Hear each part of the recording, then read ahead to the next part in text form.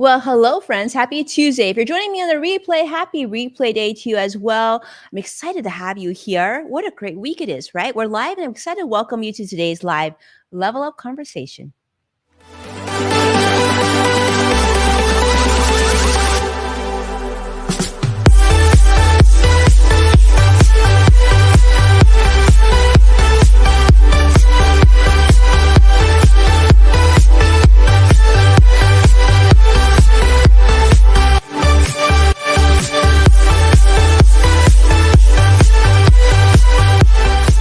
Welcome to Level Up with Winnie Sun.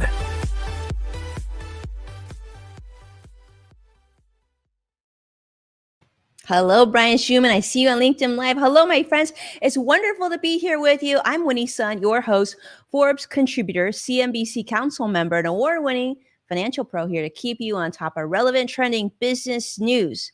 But you know what makes today special, and what every show is special, is because you are part of today's discussion. I love having a chance to interact with you, engage with you before the show, during the show, and after the show, and everything in between.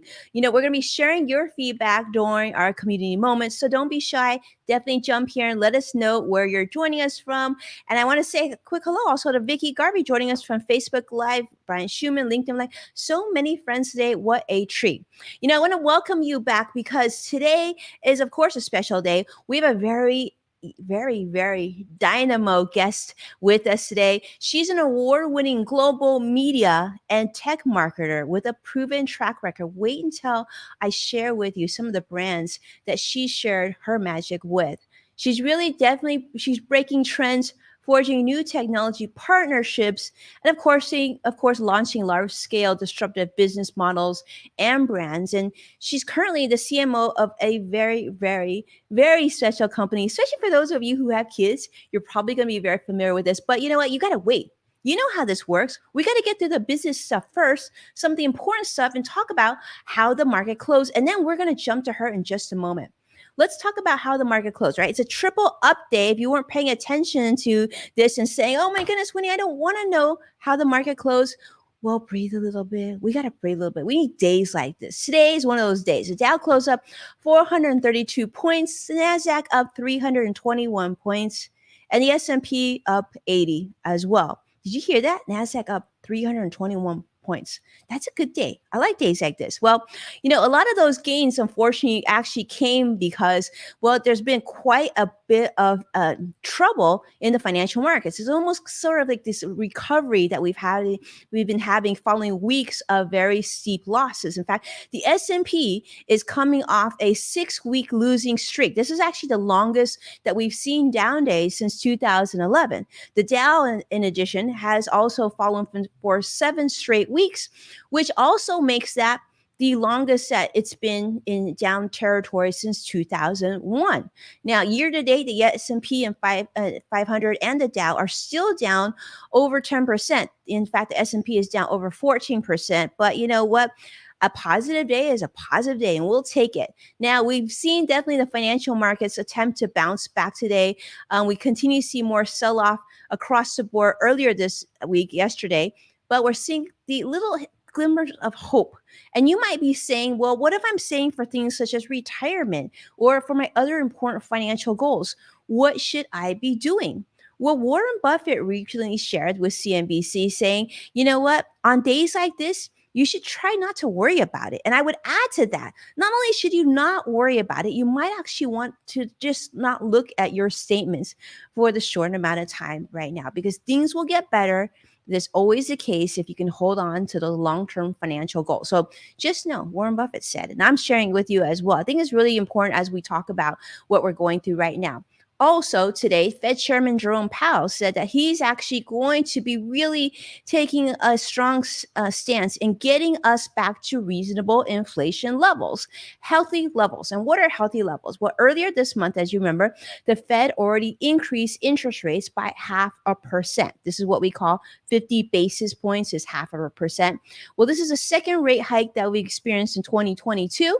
And as we look towards getting to better levels, because currently inflation levels run around a 40-year high. And some of you who are watching probably aren't even 40 years old. But that's the case. With inflation is at sky high levels. Now, Powell says that we're going to be expecting probably another 50 basis point move next month and continued on until we get to healthier levels. Of course, that would mean closer to 2%. But he's also warning, because of this, of his desire to get us a healthier inflation levels, this could actually come at the expense of impacting unemployment rates, which we know are now currently at its lowest levels since the late 1960s. So more people are working, which is a good thing, but if we can continue to increase interest rates to mitigate with inflation, we actually might see more people out of work in the short term. So it is what it is, but do know, now you know, and you can expect this. But remember what Warren Buffett said, we're going to kind of hold on here and try to get through this time. Now, let me tell you, today's guest is someone that I have been following for some time. She's really, really impressive. And I had the joy of actually jumping on a Zoom call with her just the last couple of weeks. And we'll talk about a dynamo, but not only a dynamo, but talk about just a total sweetheart. Okay. You're in for a treat because I have Katie Soo here, CMO of Kiwi Company, chair of the Asia Society Southern California, trustee of the Asia Society Global Board of Trustees. She's also an award-winning global media tech marketer and she's just total awesomeness for breaking trends. How are you, Katie? I'm great. I'm super excited to be here. Thanks for having me. Well, thank you so much for being here. I got to go on because Katie, these are things I feel like we really need to share this. In your current role as CMO of Kiwi Company, you oversee the global marketing across consumer brand, media growth and acquisition and campaign strategy. You have a strong sense of purpose and a passion for inspiring the next generation of leaders, which those of you tuning in say how important, how much we love this message. She's a former senior vice president of growth marketing for Hbo Max, and she led a 170 plus person team to build a core engine that enabled end-to-end consumer marketing, powering subscriber growth through breakthrough media campaigns, social stunts, and she reimagined the editorial experience that we have learned to enjoy on digital media. She also served prior to that as head of marketing at Warner Brothers Digital Networks, where she led marketing and digital transformation efforts there across their portfolios. Now, before her work at Warner Brothers, she also held senior positions at Full Screen Media and Hulu. And she was also an early employee of the Dollar Shave Club. Quite impressive background. She's received numerous accolades for her work in both creative, storytelling, and digital products. And she was most recently recognized at Ad Age's 40 Under 40 and PR Week's Innovation 50 and was named on Gold House's A100 list, honoring the most impactful Asians in culture. Now, she's here on the beautiful West Coast, and she sits on the advisory board for both Pinterest and California State University Entertainment Alliance. She's also on the Asia Society's Board of Trustees, is the chair of Asia Society Southern California, and serves as a member of Vox Media's Brand Council. That was a lot, but I didn't want to shorten it because, Katie, even hearing that, are you sometimes in awe on how much you've done in this very young life of yours? It's interesting because for those who don't know, before we got on this, I was telling Winnie, no, it's totally fine. Like you can shorten it. It's okay. But yeah, it's sometimes really great to remember the impact that a person can make in the different industries and spaces and companies. It's incredible. And I'm so proud of you. And I'm so happy to celebrate you today. But I want to start from the beginning, Katie. I feel like each of us has a very unique backstory, and yours definitely the case. I would love if you could share in your words, your backstory and how you came to be involved in what you do today. Wow. That's it's a long journey. But I think it really starts from when I was a kid, and I grew up in the Bay Area from an immigrant family. And I remember not really seeing myself represented, not just in leadership roles, but mostly in entertainment, the world around me, and just being unfamiliar with what that meant to someone who was growing up and trying to find their place in the world. And, subsequently growing up, going to school, learning, American history, and seeing that a lot of American history didn't include the history that I had learned about, from my family, my grandparents. My grandfather on my dad's side was actually, born here in America, and he was one of the early families in San Francisco. And if you actually go to the Asian Art Museum, there is a lot of photographic records of my family just settling into San Francisco way back in the day. And the story that they told is not necessarily covered in the history books that we know it. And knowing that as a kid, and then growing up and getting a college degree, doing the thing that everybody, in our families always tell us to do, get a stable job, get a steady job, do the thing that makes your family proud, which is don't rock the boat, put your head down, do great work, and build great things, but don't take the credit for it. It took a lot to shed that, I think. And the more I grew up in that world, and the more I had my own set of experiences, whether it was being, othered in certain rooms, or noticing the difference in the way people treated me versus, other people, I started to build up a sense of, what those data points were. And through those data points, I began to develop my own identity, who I was, my own voice, who I became ultimately as a leader. And so I think if I were to start from the very beginning, I always think about the legacy that I want to leave behind. And I always ask myself, what is the thing that I want to be remembered by? Like, if one day, not to be all morbid, but like if one day I got hit by a bus, what would I want people to think about when they thought about me? I don't necessarily feel like I want people to remember me as, a great marketer or the brands that I've built. I want them to remember me as somebody who made a lasting impact in the world around me, in the industries that really were trying to do positive change globally. And the way that I gave back to my community, and the way that I continued to pave way for more people like myself who never had someone to look up to when they were a kid. How can I do that for others? And then how can I continue that effort so that others may be inspired to do the same? Katie, that's incredible. And just hearing you say that, so often we can talk about the experiences and your professional accolades, which are plenty, which we just shared earlier, but to have something that you're so proud of. And I think that speaks volumes about your perspective of your role in the Asian community and your leadership. So let's talk about this. I'd love if you could speak about the experience that you've experienced as a leader, and the importance that you see as increasing diversity and representation. You had mentioned the different industries that you've been part of, right? We talked about entertainment and consumer brands. How is this important to you? And so what are those some of the steps that you have taken to increase representation across the teams that you've managed? That's such a great question. And I think a lot of times, there's always that thing that you have to be careful of, which is when you are with a group of people who have encountered similar experiences, how do you ensure that it's not an echo chamber, that you are taking tangible steps to make a difference, doing things that actually do make the workplace or the environment better? And I've always been very cognizant of that. And I think it's because my own set of experiences growing up and being in leadership rooms where you always felt like you had to fight for the seat that you had. And I think over time I realized, well, I think it's better to just build my own room and invite the right people to the table and do marketing, do growth, do creative, do all of those things the right way so that I can create a world that actually looks like the world around me and one that I grew up in.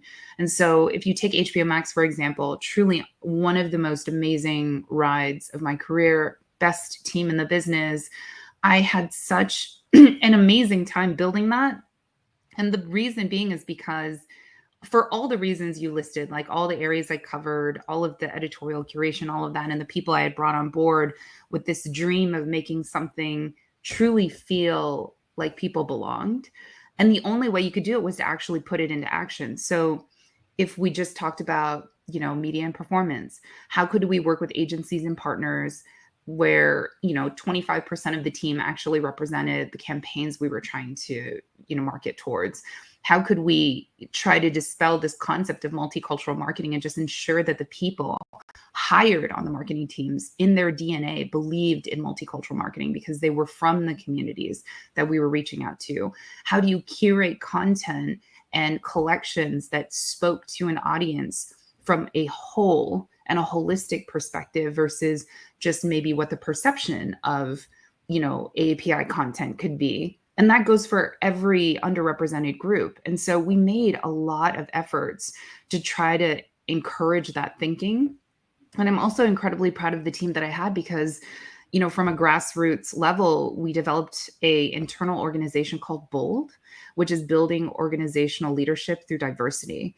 And, I didn't really ask for permission to do that. I just saw a huge gap and a need in the company and also among our own teams to do that. And I empowered the leaders within the organization to conceive something that would ultimately become a very safe place where people could come and speak about the challenges they were facing, sort of the raw emotions that came to light during, Black Lives Matter, Stop Asian Hate, and frankly, like every kind of challenge that we were facing as entertainment, because that is really where, people see the world reflected. And you do want to be able to move at the pace of culture and be able to create positive change that you want to see in the world.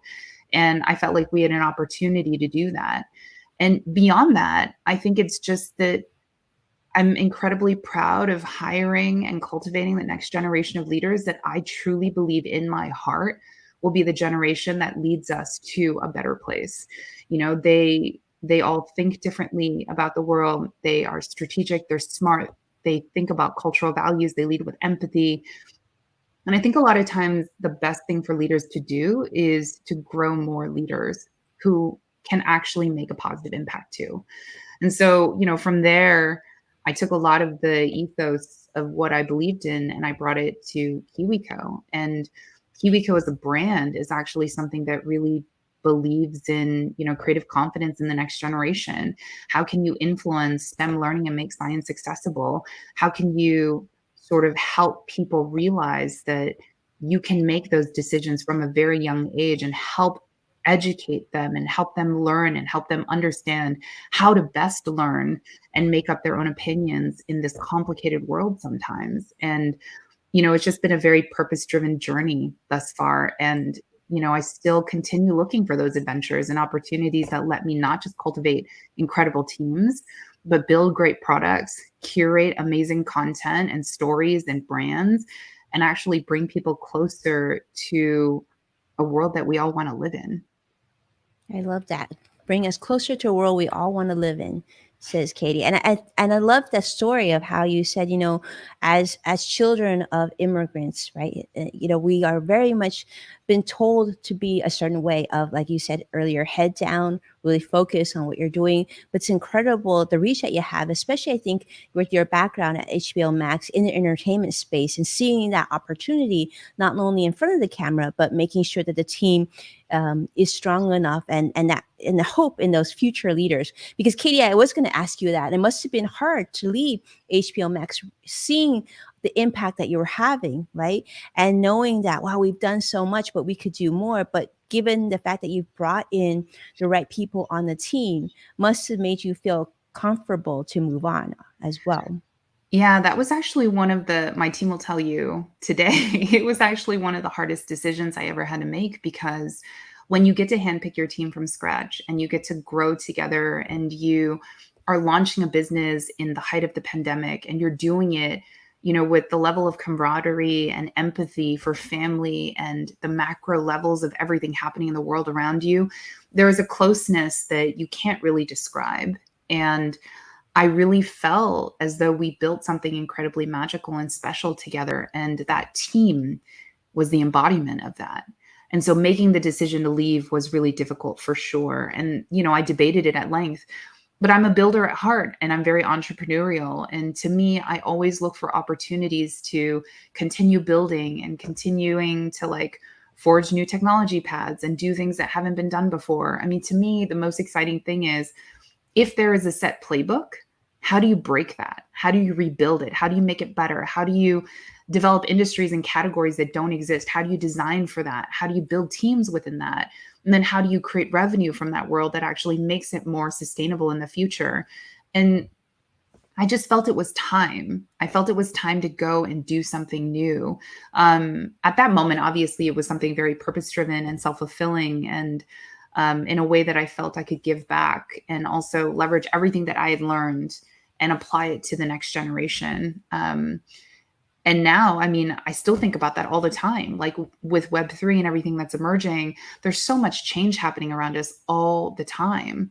I think, sitting still is not really the way that I have been. But my hope has always been that of the people I've worked with, of the people I've had the opportunity to partner with, that they will continue on that mission and create these rooms and break down doors and break down barriers and keep the mission going, because once you break down the door, it's gone.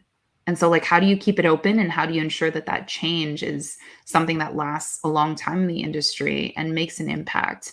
I think sometimes it's not just about the team structure. It's about pushing for content to green light that represents the world around us. It's about, like I said, making sure agencies fulfill in the promise of diversity and inclusion as well. It's about how you spend media dollars that invest back into the communities you are marketing to. How do you create that ecosystem? And then how do you ensure that your team will continue to carry that vision through? And so it was time for me to go. It was a difficult decision, and I miss them all very much. But we all stay in touch, and I think that that's the magical thing about building a great team and having those interconnections, is that you were never really far apart. And I believe in my heart that we will all work again together again.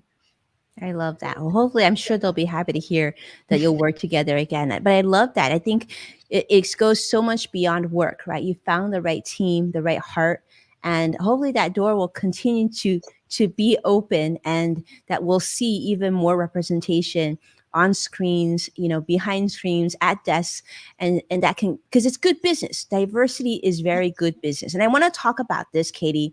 You speak about your experience as a leader, and of course the importance of increasing diversity and representation at companies, organizations that you've been a part of.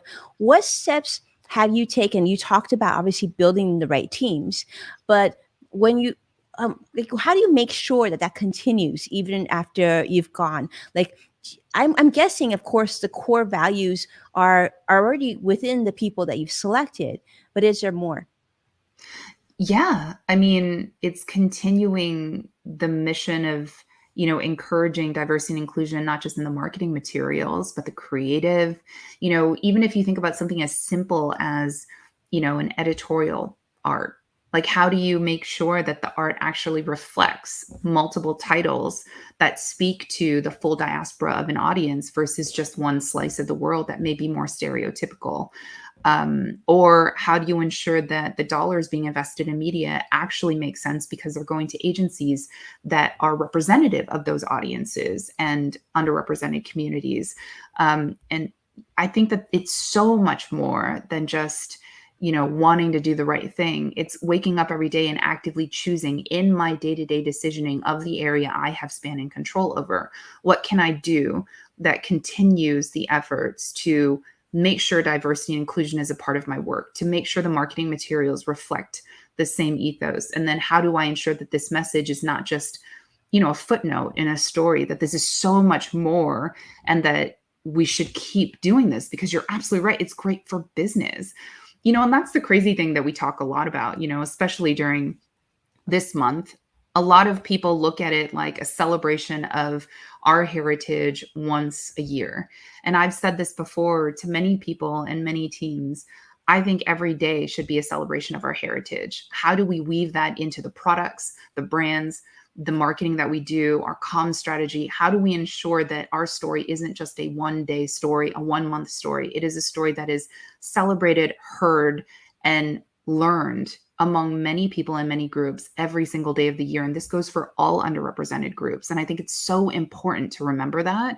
And so that is just something that I try to instill within the teams, and also a way that, I try to do the work that I do. I currently chair Asia Society Southern California. And so much of what we do is about, the mission of bridging US and Asia through art, entertainment, sustainability, education. How do we continue bringing those groups together so that there is a shared learning and that there is a shared understanding of our cultures and values? And I think just continuing to give back in that way and continuing to push and bring more people on to do that, it just keeps the efforts going. I always say, like, in a perfect world, I would love to one day not have these organizations exist because we no longer need them. But until that happens, we need to do everything that we can to continue, moving these organizations forward and bringing in new people, bringing in new ideas, and continuing to invest in them so that there is a sustainable advantage for us in the future to push us towards progress. Yes, I love that. Pushing towards progress, so important. That's the thing is we do know that there's still a lot of work to be done. We continue to see that. And we know that you've done a lot of work in the community, your advocacy, your work with nonprofits for the AAPI community as a whole. And of course, it hasn't been easy to show up and do this type of work, especially since we continue to see anti-Asian sentiment. We saw a lot of, unfortunately, kind of ugly conversations about this from politicians and the media not that long ago. We continue to see violence even over the past few years. So I'm curious, how do you consistently are you able to show up? I know you've got a lot on your plate already, professionally, personally, but how do you continue to do this, show up and lead? What's sort of your overall goal or hope for the future? Well, but meditation is fantastic. So I encourage everyone who doesn't do it today. It's an incredible thing. I think it's, when I was pulled into this, all the conflict that was happening, it was really hard, right? Because all the trauma for what we experience gets opened up and you sort of are left to sit and look at it. And especially I remember when the Stop Asian Hate started to, peak. A lot of it occurred in, my hometown, Oakland. I grew up in Chinatown, Oakland, because my grandparents lived there. And I used to spend so much time walking those streets, going to those stores. And I felt like I knew all the uncles and aunties there. And we had very deep relationships because it's a community and you just got very, personal with people that you grew up with.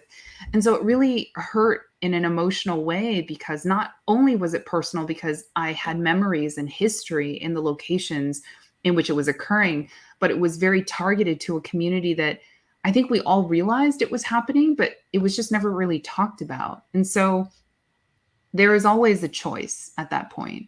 You could either continue down the path of doing what you're doing because you're either busy or there's a lot going on and it's very difficult to carve out time to focus on it, or you make the determination that at some point I will trade one thing I'm focusing on and dedicate a part of my hours to do this because this is important and that this is something that I want to do. And the latter is actually what I ended up doing. I still advise companies, I mentor founders, and you just take a couple of those off your plate and you try to take those hours and reallocate them to doing something that hopefully will make the community stronger.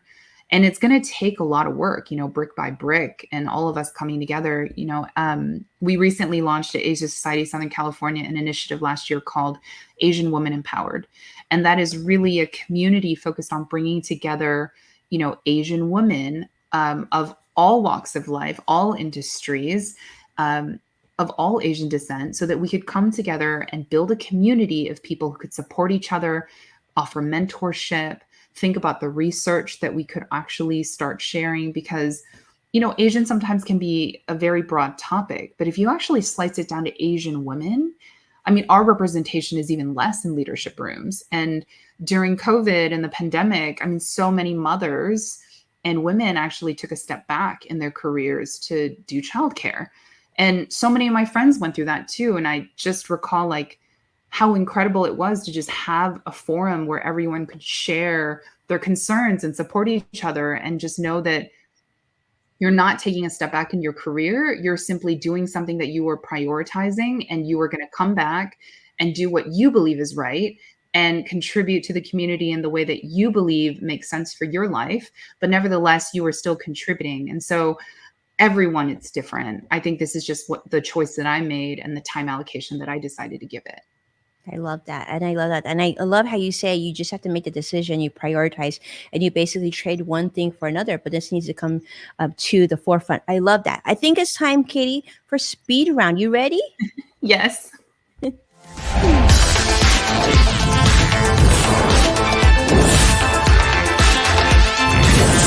round.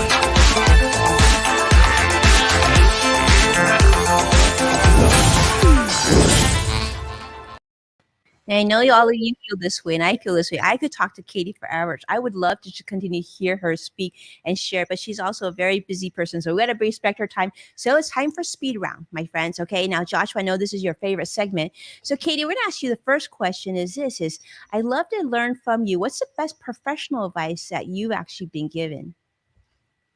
Give yourself permission to exit rooms that don't value or see you. You are the one in power and in control, and no one can tell you otherwise. Amazing. I don't know about you. I've got chills when I heard her say that.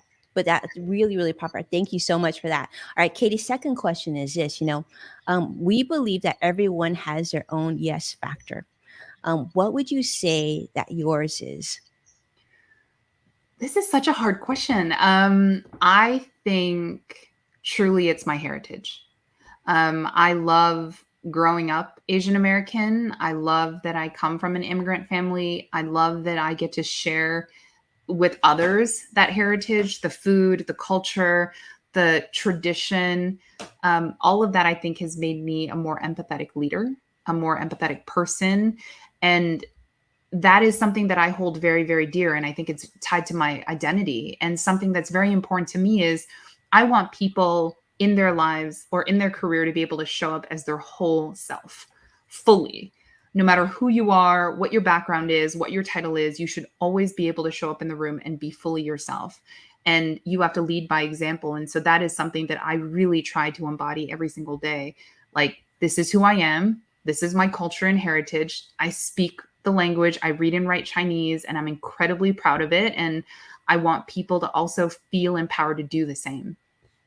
Amazing. Feel like your true self. How beautiful is that? I'm loving this. And I think that for many of us who grew up in immigrant families, we didn't actually feel that way until later on in life. And I can certainly attest to that as well. So thank you so much, Katie. Incredible experience with you. Anything else that I didn't ask you that you'd like to share?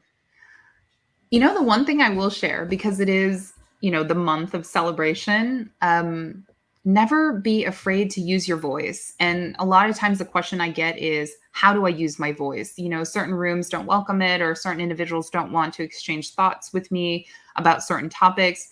I would say, I am, contrary to popular belief, I'm actually an introvert, but it took a long time for me to come out of my shell and frankly take up space. And I was encouraged to take up space and to use my voice and to use the platform to do good.